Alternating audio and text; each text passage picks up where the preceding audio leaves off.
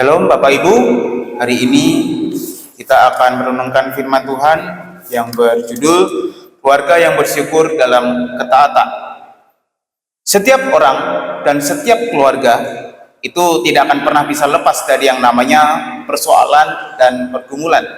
Setiap dari mereka memiliki masalah-masalah yang akan selalu ada di dalam hidup mereka. Dan terkadang persoalan yang dirasakan itu sungguh berat dan amat berat sehingga membuat orang itu tidak memiliki harapan untuk mendapatkan solusinya. Ketika mengalami persoalan, seseorang bisa saja menyalahkan Tuhan, kehilangan harapan, negatif thinking, berpikiran negatif, dan tidak memiliki semangat. Pada saat mengalami persoalan, semestinya orang menemukan refleksi dari pergumulan.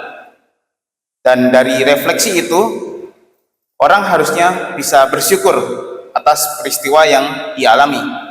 Bukan hanya karena bersyukur masalahnya selesai, tetapi juga bisa belajar dari masalah tersebut. Kesulitan, pergumulan, dan penderitaan adalah bagian yang tidak mungkin bisa dipisahkan dalam kehidupan perjalanan kita sebagai manusia.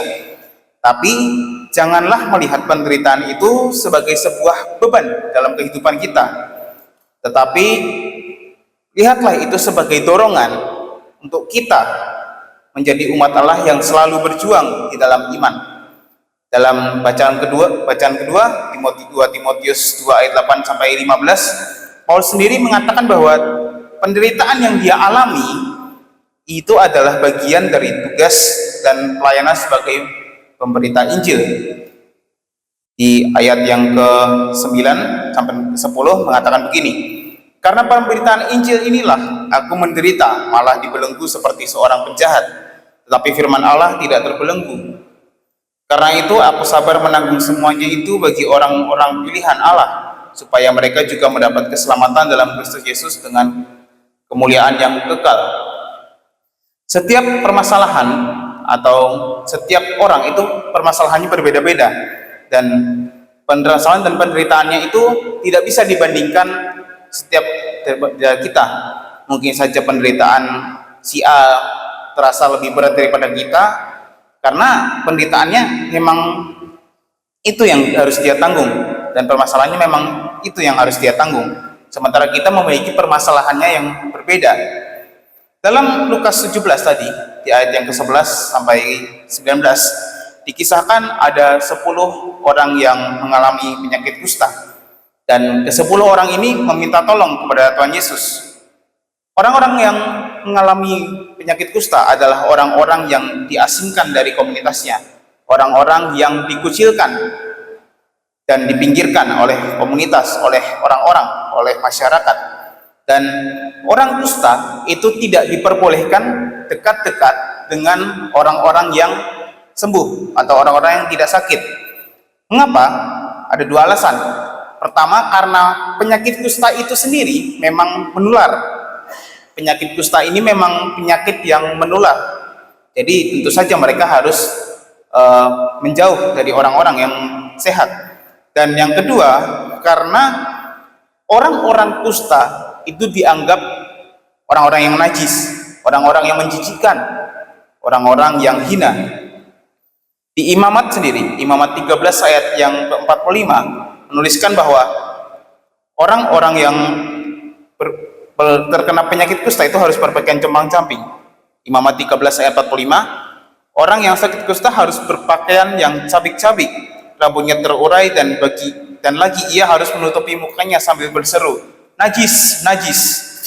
Ini adalah salah satu tanda bahwa orang-orang yang mengalami penyakit kusta itu mengalami hal-hal yang sangat sulit dalam hidupnya.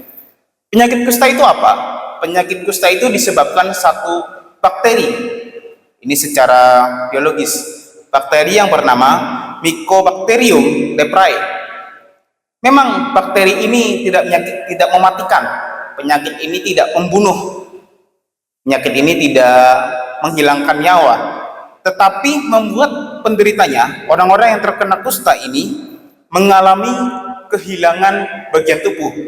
Bisa jarinya tiba-tiba lepas, bisa mengalami ruam dan sebagainya, dan itu bisa membuat dia mengalami disabilitas permanen atau mohon maaf, mengalami kecacatan seumur hidup. Di zaman Tuhan Yesus, di zaman ini ketika Injil Lukas dituliskan, belum ada obatnya. Memang benar di zaman sekarang obat untuk penyakit kusta itu sudah ditemukan dan sudah ada. Lebih tepatnya di tahun 1940-an. Tetapi pada zaman Tuhan Yesus, obatnya itu belum ada. Obat untuk penyakit kusta itu belum ada dan belum ditemukan.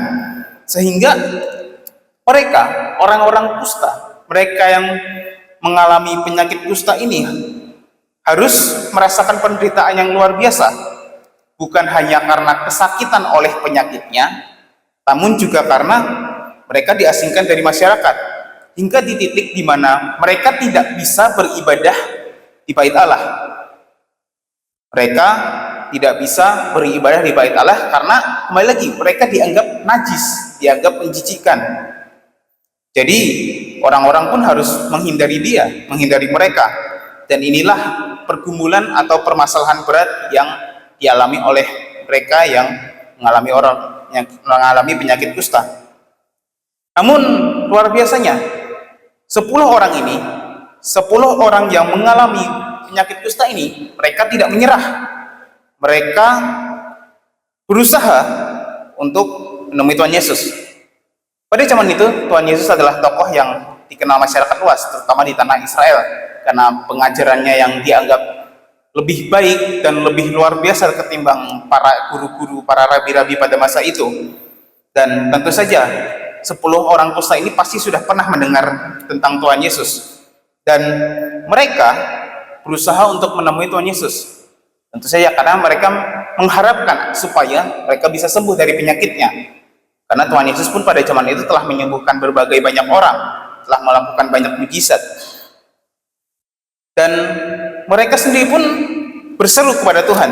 Di ayat 13 mereka dikatakan bahwa dan berteriak, Yesus Guru, kasihanilah kami. Mengapa mereka berteriak? Karena mereka tidak bisa mendekati Tuhan Yesus.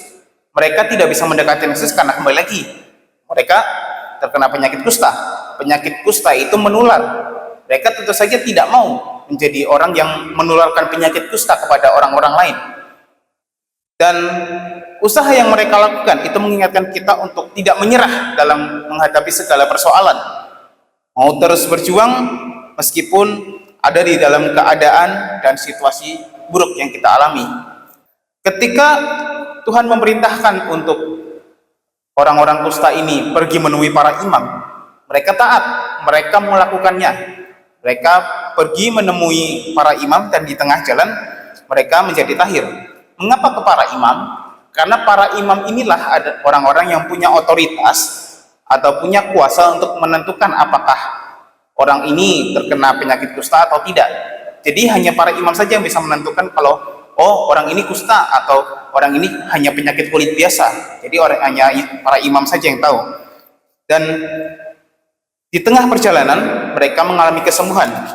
Orang-orang yang mengalami penyakit kusta ini mengalami kesembuhan. Dibacanya pertama tadi, ternyata ada juga orang yang mengalami penyakit kusta. Naaman, seorang panglima perang, panglima Raja Aram. Kalau di zaman sekarang mungkin dia sudah setingkat jenderal.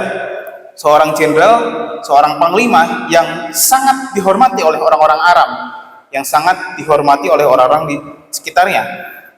Tapi dia juga menderita kusta. Naaman ini juga menjadi salah satu contoh orang yang sekuat tenaga berusaha supaya bisa sembuh dari penyakitnya, supaya bisa lepas dari pergumulannya. Bayangkan saja dia sampai harus pergi ke luar negeri, berpindah negeri. Dia orang Aram dan dia pergi ke kerajaan Yehuda untuk menemui Nabi Elisa. Dan ketika akhirnya dia bertemu dengan Nabi Elisa pun, dia pun sempat ragu. Dia sempat ragu karena dianggap tidak dihormati oleh Nabi Elisa. Dan juga melihat bahwa dia merasa sungai-sungai yang ada di Aram, di Damsyik, itu terlihat lebih bagus daripada sungai yang ada di Israel. Tapi Untung saja dia diingatkan oleh orang-orangnya kalau apa yang diperintahkan oleh Nabi Elisa itu hanyalah hal yang mudah, karena Naaman itu sudah berikhtiar, sudah mengatakan bahwa apapun yang akan dia lakukan, meskipun itu berat, dia akan melakukannya demi supaya dia bisa sembuh. Dan meskipun dia tetap ragu, dia tetap taat. Dia tetap taat pada perkataan Nabi Elisa untuk mandi di Sungai Yordan. Dan ketaatan itulah yang membuat dia bisa sembuh dari penyakitnya. Kembali ke 10 orang kusta ini, ternyata hanya ada 1 orang kusta saja. Dari 10 itu, hanya ada 1 orang yang ketika sembuh kembali kepada Tuhan Yesus. Dan hanya dia sajalah yang mengucap syukur dan berterima kasih serta memuliakan Allah.